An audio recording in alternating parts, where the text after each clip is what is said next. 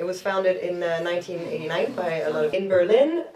So actually the first, it all started with the first European Film Awards that were given out in 1988 in Paris. That had some political background. And then a year later, in '89 in Berlin, obviously, because it was the city that showed the divide. As you can see from the names of the founders, it was East meet West, and the whole idea was to create a common ground to define European voices in cinema. Yeah, the first president was Ingmar Bergman, Juliette Binoche since last year, to serve as a new Academy president. It's a very important representative position to advocate for European cinema in Europe, but also globally. The European Film Academy does a lot of work. So yeah, a lot aims at knowledge sharing. It's educating the audience of all ages about European cinema. We're aiming at young audiences also a lot. And obviously it's preparing the European Film Awards that are held every year. So yeah, we have 5,400 members roughly, representing a lot of different crafts within the film industry, so not only above or below the line, but also institutional, festivals, sales, distribution. One thing that we do that has been created this year under a new name, it used to be called the Months of European Film. Now it's the European Awards season because the awards have been moved to January, so now it's not 1 month, it's 2 months. And we collaborate with 125 cinemas in over 40 cities in Europe to highlight European film and European storytelling. So it can be curated screenings with Q&As without, or just highlighting in program cinemas, European cinema, European voices. And obviously highlighting also the selection that the European Film Academy does every year with roughly 70 to 80 films. They have a committee of experts that go to festivals and watch a lot of films, and also rights holders can submit films. Then they decide on a selection of kind of a crème de la crème. Obviously you can always discuss films are missing or why is this film in there, but anyways, there is work done to have an overview of what each year European cinema gives, and within this selection, we have the European Film Awards. So our 5,400 members votes on the nominees in the following categories. So this year, or 26, the awards will be in Berlin, in this beautiful building. Every 2 years, the awards travel to another European host city. Last year we were in Switzerland, in Lucerne, and next year we'll be in Athens, in Greece, which is lovely. And every 2 years it comes back to where the Academy sits, so in Berlin. Now this year we have made changes to the system, which is one of the reasons why I'm sitting here on this panel. For the past years, for the below the line, for the crafts and the artists that are behind the process of making film, we had what we call the Excellency Awards, which was a jury-based decision. There was one winner per year, and after a lot of discussions and feedback with the members, it has been decided, and I'm very happy about that, to create chapters, and not only the chapters, but proper categories per chapter with 3 nominees per chapter.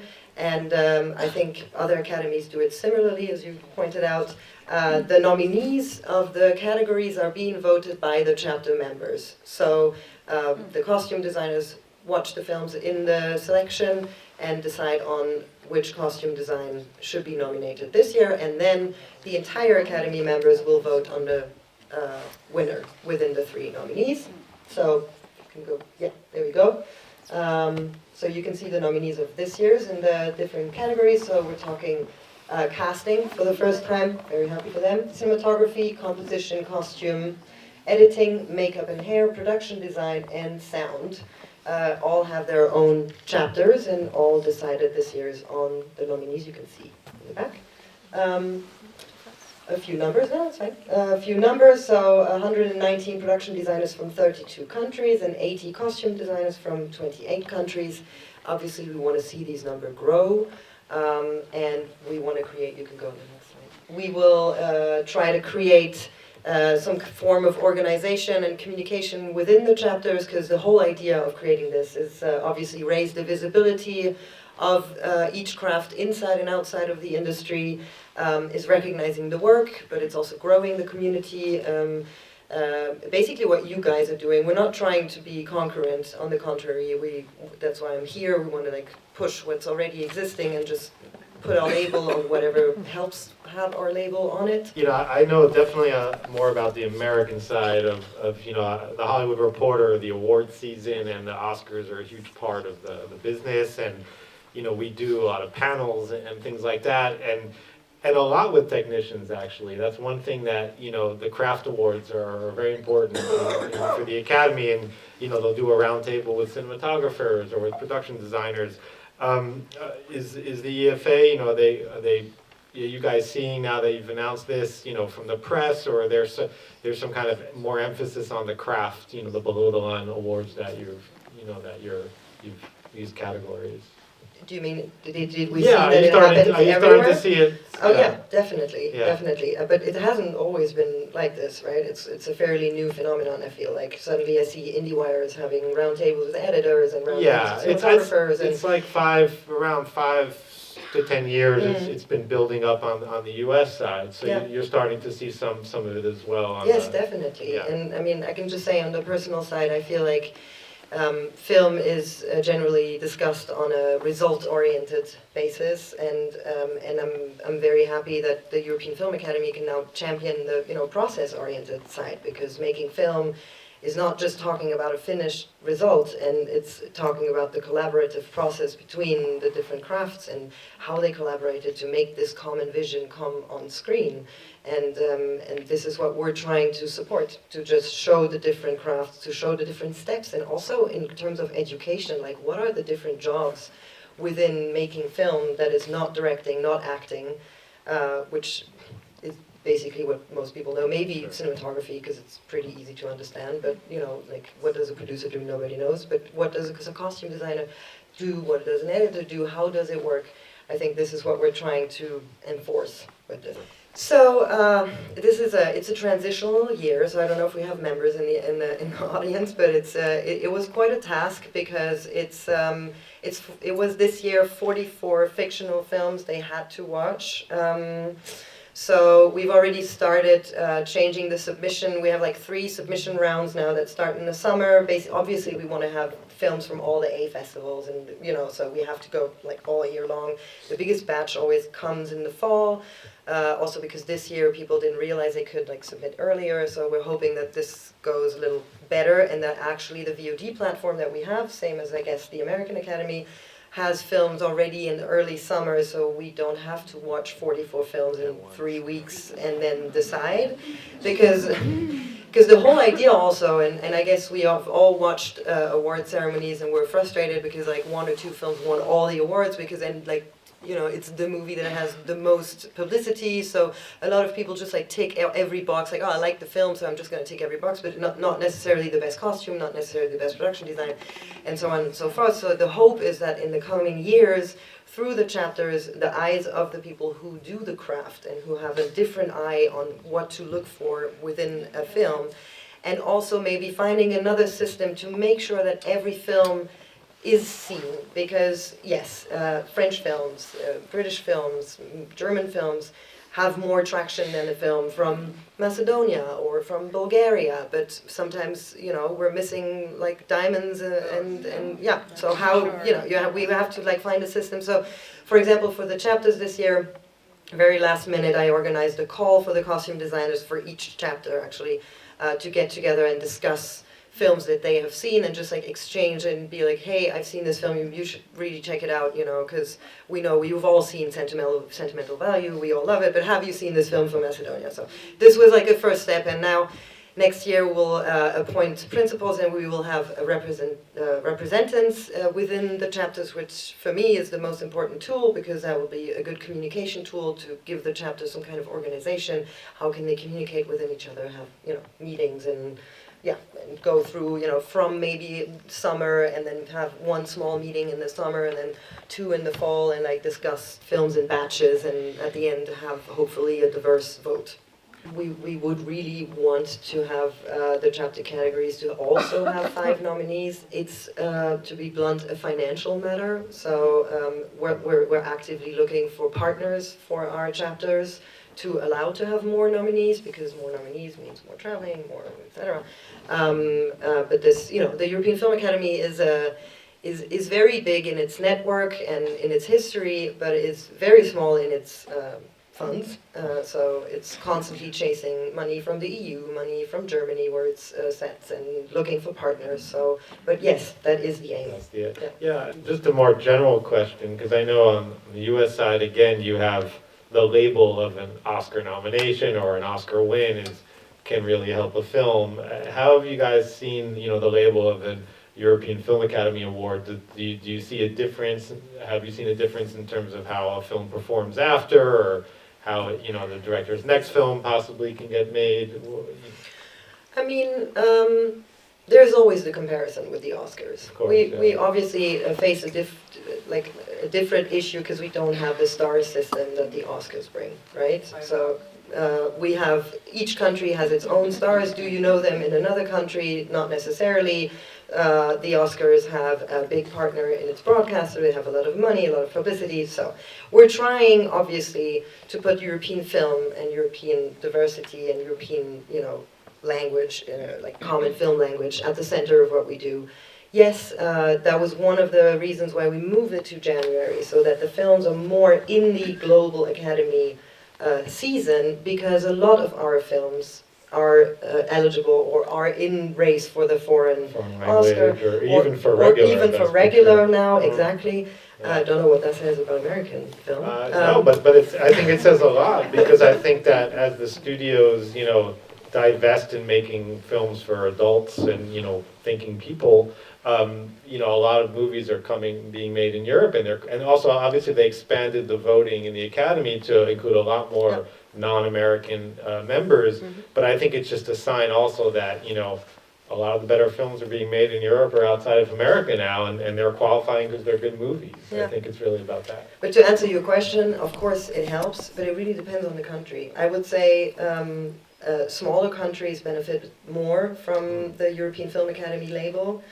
Stronger film countries like France don't, or they don't care, because it's, you know, I get it. Professionals in France know about European Film Academy, but not the grand public.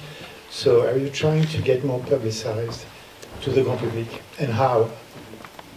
In what way? Well, yes, definitely. We would love to have more audiences. How? For example, having Juliette Binoche as being the president helps a lot. So trying to find personalities that go beyond borders, that are not just locally known in their own country. And I guess, you know, cooperating more with broadcasters, and it's a very complicated question, because how do you stay true to your mission, you know? Because we could also say, like, let's just get all the big stars, you know? We could create like a foreign, non-European category and then get George Clooney, and then suddenly everybody would watch the awards. But is that the point? It's complicated. I could just to add, I know at the Hollywood Reporter we're covering more and more. You're actually doing a roundtable this year, with the directors, I guess. Yeah, we have I mean, Scott Roxburgh. We have he's based in Berlin. He's in Germany, not Berlin, and he covers Europe. And I know he's just, over the years I've seen he's been writing a lot. So I think it's already happening to an extent in terms of publicity. And you know, like, the European award season is one of the initiatives, is getting the European Film Academy and the European Film Awards and the label in the movie theaters, and going to the audiences that are actually interested in these films. It's hopefully, I would love to see the European Film Academy label of the selection of films as something like the Criterion Collection would be for a general audience, saying, oh, look, the Criterion Collection is saying this film is good, then I have to see it. So this is something that we're working on with the season, with the exhibitors, with different film institutions, with broadcasters, and so spread the word. I just, if I can add one more thing, I hadn't seen the selection. It's interesting because you also have films that are not at all talked about in terms of Oscars in the U.S. A film like Sirat, will not be present probably at the Oscars, and Sound of Falling, a great German film, and these are smaller films, and so it's going in the Oscar race though. Sound of Falling. Oh, yeah. it's being set, but it might not make the cut. Make it, yeah. So it's because they tend to go for bigger films, the Academy, and the things that are more publicized, and Sound of Falling is a great film, but it's more of an art film, we would say, in America. And so I just think it's great to highlight these movies that aren't getting necessarily highlighted, by other awards bodies. That's great. Yeah, we have a Costume United app group in Holland. So if I put, just a question, if I put this link on the Costume United, there's like only a heads of department part. What kind of promo can I say? Because I just looked it up. It will cost €250 a year, and you be a part of a viewing system. And like the Dutch Academy for Film, you also have like something yearly where you can meet. Yes, so the European Film Academy is what we call Verein in Germany, so it's an association. It has a board, it has a chair, and it has a general assembly, as you have here now. We usually try to time the general assembly at the same time as the awards. Now it's gone digital, which makes it much easier because everyone can attend. There are elections for the board. Every member can put himself up for the board. The board is divided in regions in Europe to make it easier. Yes, you have to pay €250 a year. We're actually working on making this more member-friendly and particularly more industry-friendly because I'm a producer myself and there's not a lot of jobs. So we're trying to see if we can make a different payment plan and just adapt to the needs of the members. And you have access to the entire selection of films. You have voting rights. You can get to the European Film Awards once a year. And so as a costume designer, only the selection of the art part or the complete? No, you watch all the films. All the films, but for the nomination you can obviously only choose from the fiction. I forgot what I was going to say.